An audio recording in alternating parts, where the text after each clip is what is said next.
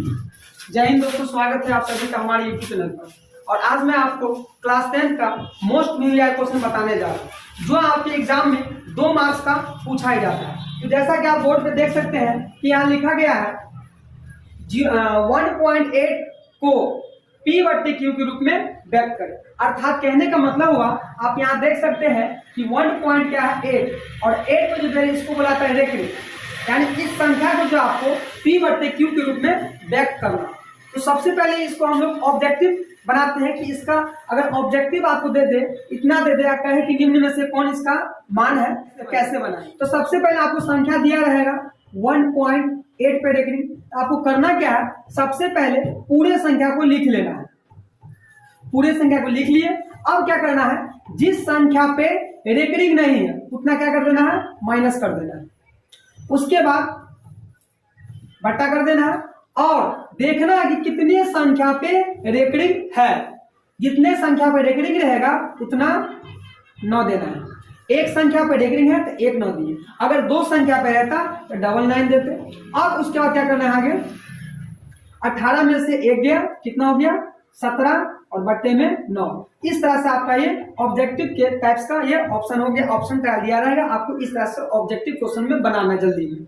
अगर यही क्वेश्चन बच्चों आपको पूछ दे कि सब्जेक्टिव यानी 2 मार्क्स में इसको कैसे बनाएंगे, तो चलिए आइए देखते हैं कि इस क्वेश्चन को ही हम 2 मार्क्स में कैसे बनाएंगे।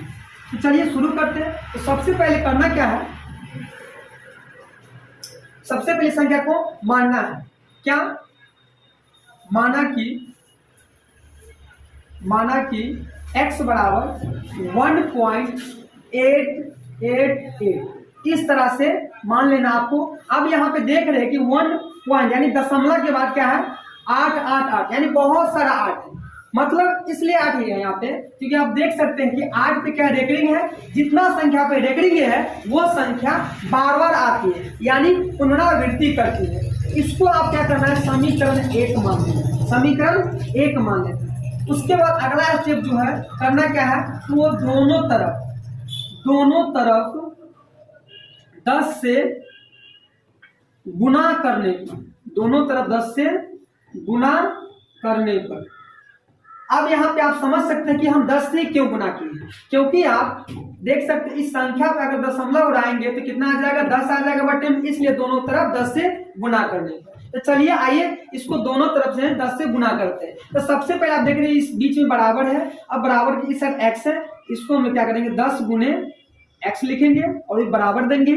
उसके बाद इधर भी 10 से गुना करेंगे। यहाँ पे लिखा दोनों तरफ, एक साइड x हो गया, इसको 10 से गुना कर दिए और एक साइड क्या 1.88 है, इसको भी 10 से गुना करना है, 10 से गुना करना है।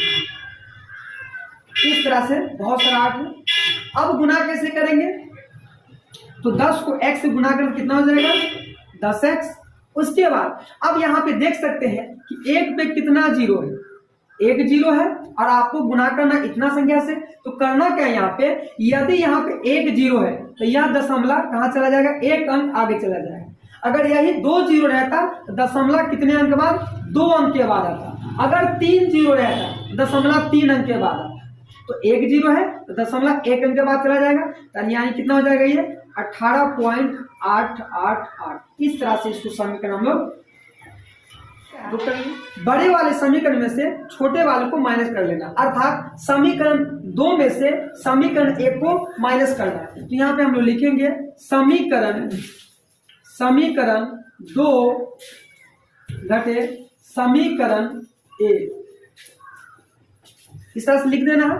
तो सबसे पहले हम लिखे समीकरण 2, तो समीकरण यहाँ 2 पे दिया गया है। क्या लिखेंगे 10x बराबर 18.88, इस तरह से दे सकते हैं। अब क्या करना, समीकरण 2 लिख चुके हैं, अब समीकरण 1 को इसमें से क्या करना है, माइनस कर देना है। तो यहाँ पे x है, x लिखे और बीच में बराबर है, उसके बाद 1 देना है और दशमलव के सामने दशमलव देना है, उसके बाद 888, इस तरह से ऐसे कर देना है। अब घटाने पे है तो यहाँ पे क्या लगाना है, माइनस लगा देना है। अब यहाँ पे देख सकते, यहाँ पे 10x है और यहाँ पे 1x है, तो 10 में से 1x गया, कितना हो जाएगा ये हो जाएगा 9x। उसके बाद इधर से घटाना है, ये हो जाएगा 8 में से 8 गया 0, ये भी 0 हो जाएगा, 0 हो जाएगा और यहाँ पे दशमलव देना है और 8 में से 1 गया तो कितना हो जाएगा 7 और ये 1। इस तरह से लिखने के बाद क्या करना आपको, इस तरह से लिख देना 9x बराबर 17। इसके बाद अंक नहीं लेना, 0 है। उसके बाद x बराबर 17 और ये गुना में है तो बटा में जा रहा है। ये आपका निकल गया आंसर। आपने ऑब्जेक्टिव में इसी तरह से बनाए थे, आपको ऑब्जेक्टिव में ही इतना ही आंसर आया था। तो चलिए हम लोग अब अगले सवाल की ओर चलते हैं। क्वेश्चन का बोल है कि 3 अंकों वाली कितनी संख्याएं 7 से विभाज्य है। अर्थात कहने का मतलब हुआ ऐसी कितनी संख्याएं हैं 3 अंक की जो 7 से कट जाती यानी विभाजित हो जाती। तो चलिए आइए शुरू करते हैं। तो यहाँ पे लिखा गया है 7 से विभाजित होने वाली 3 अंकों की संख्या है। तो सबसे पहले देखना है कि 3 अंकों की संख्या होती क्या है। अगर बच्चों हम कहें, अगर हम 10 लिखें तो ये 2 अंक का हो गया। अगर हम लिखें 100 तो ये हो गया 3 अंक का। तो इसी तरह से 3 अंक का आपको संख्या लिखना है जो 7 से विभाजित भी हो जाना चाहिए। चलिए शुरू करते हैं। 100 तो 7 से विभाजित नहीं होगा। अगर हम कहेंगे 101 तो ये भी नहीं होगा। 102 तो ये भी 7 से विभाजित नहीं होगा। अगर हम कहें 103 तो ये भी नहीं होगा। आपका सबसे जो 3 अंक का जो स्टार्टिंग होगा 7 से विभाजित वो हो जाएगा 104 भी नहीं होगा और 105 हो जाएगा। अगर हम 105 में अगर 7 से भाग लगावे तो क्या होगा, 7 से कम 7, 10 में 7 गया 3 और ये 5, 7 पंचे 35। तो इस तरह से आप देख रहे हैं कि सबसे स्टार्टिंग जो है 3 अंकों वाली संख्या, पहली स्टार्टिंग जो है 105 जो 7 से विभाजित हो जाती है। बाद बाकी ये जितनी भी संख्या 3 अंक की है ये 7 से विभाजित नहीं होगा। आप इसमें भाग लगाकर 7 से देख सकते हैं। तो सबसे पहले हम लोग कहाँ शुरू करेंगे 105 से। तो यहाँ पे हम लोग लिखेंगे, पहले लिखेंगे यहाँ पे 105 ये हो जाएगा। और दूसरा संख्या तो 105 को क्या कर देंगे, जोड़ देंगे, ये हो जाएगा 112। उसके अगला संख्या फिर क्या करेंगे, 112 में 7 जोड़ देंगे तो हो जाएगा आपको 119। इस तरह से डॉट कर देना है। और आपको ये तो स्टार्टिंग की संख्या हो गया। अब आपको क्या करना, सबसे लास्ट संख्या लिखना है 3 अंकों वाली जो 7 से विभाजित होती है। तो लास्ट सबसे बड़ी जो 3 अंकों की संख्या होती है वो कितना होता है, 999। तो 999 7 से तो विभाजित नहीं होगा, लेकिन हमको चाहिए 3 अंक की संख्या जो 7 से विभाजित हो जाए। तो 199 नहीं होगा। अब हम लोग बैक पीछे आएंगे, देखेंगे 999 में, 998 में ये भी नहीं होगा, 997 ये भी नहीं होगा, 996 ये भी नहीं होगा, 995 ये भी नहीं होगा, 994। अगर हम इसमें 7 से भाग लगावे ये कहीं ना कहीं कट सकती है। तो 7 से कम 7, 9 में से 7 गया 2, फिर 9, अब 7 चौक 28 आ गया 1 और ये 4 उतर गया, 7 दूना 14। तो इस तरह से आप देख रहे हैं कि 7 से जो अंतिम संख्या 3 अंक की वो 994। अब देख रहे हैं कि जितना भी संख्याएं हैं वो कहीं ना कहीं सभी क्या संख्याएं 7 से विभाजित होने वाली संख्या है। तो शुरू कहां से हुआ, 105 से 3 अंक होना चाहिए और लास्ट कहां पे, तो 994। अब हम लोग एपी बनाते थे, लिखते हैं कि प्रथम पद, इसमें ये प्रथम पद हो गया यानी ये A1 हो गया, ये A2 हो गया, ये A3 हो गया। इस तरह से बहुत सारा है। तो हमको करना क्या, प्रथम पद को हम लोग एपी में क्या बोलते हैं, ए। तो हम लोग लिखेंगे यहाँ पे प्रथम पद, प्रथम पद ए का वैल्यू कितना हो गया, 105। उसके बाद हम लोग डी निकालेंगे अर्थात सार्वंतर निकालेंगे। तो यहाँ पे लिखेंगे सार्वंतर। तो सार्वंतर को हम लोग डी से सूचित करते थे। डी बराबर फॉर्मूला होता है क्या, A2 माइनस A1। हम लोग डी निकालते क्या करते हैं, A2 में से A1 को घटाते हैं। अर्थात ये हो गया ये A1 और ये हो गया A2। तो पहले क्या बोले यहाँ पे A2, तो हम लोग लिखेंगे 112 और माइनस A1, ये हो जाएगा 105। और इस तरह से माइनस करते कितना आ जाएगा, ये आ जाएगा 7। तो A पता चल गया और D भी पता चल गया। अब हमको लिखना है AN, जो अंतिम पद होता है। क्या होता है बच्चों, अंतिम पद। अंतिम पद को हम लोग एन बोलते हैं। ठीक है, अब देखना है कि बच्चों यहाँ पे कंफ्यूजन नहीं होना कि ये एन है। ठीक है, ये एन है क्योंकि ये लास्ट की पद है। ठीक है, जो 7 से विभाज्य है, इसलिए हम लिखेंगे एन बराबर 994। इतना लिखने के बाद हमको निकालना क्या है, तो हमको निकालना है एन। यानी आपसे पूछ रहा है कि कितनी संख्याएं तो n जो होता है वो होता है पदों की संख्या। क्या होता है? पदों की संख्या। तो हमको n निकालना है, तो चलिए निकालते। फॉर्मूला हम लोग जानते हैं कि n बराबर होता है a plus n minus 1 into D. बच्चों फार्मूला याद रखना बहुत ही जरूरी है। अगर आपको फार्मूला नहीं आता है तो आप सवाल नहीं बना पाएंगे, इसलिए फार्मूला बहुत जरूरी याद रखना है। अब इस पे जहां जहां जैसे जैसे वैल्यू दिया सबको पुट करना है। तो बताओ बच्चों एन का वैल्यू कितना? तो एन का वैल्यू कितना है? 994। यहाँ पे रख देंगे 994।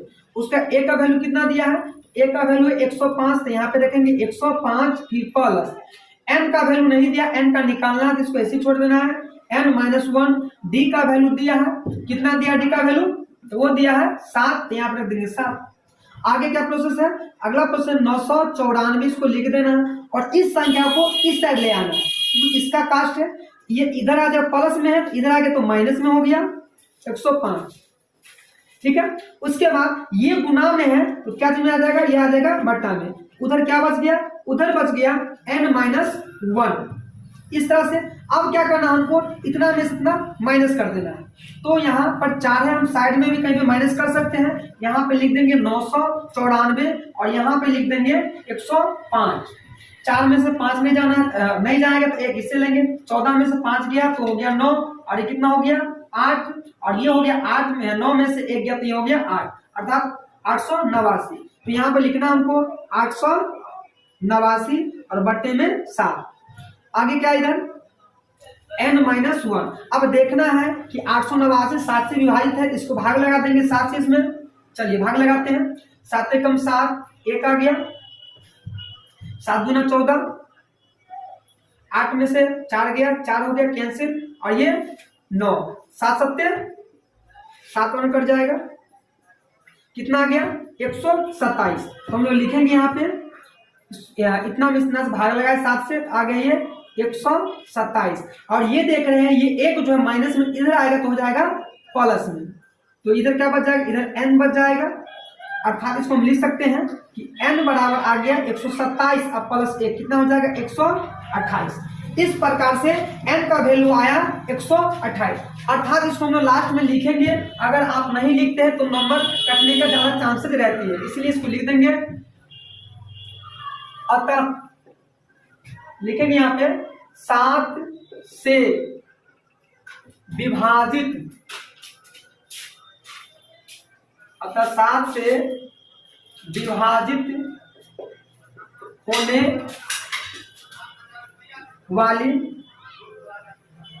3 अंकों की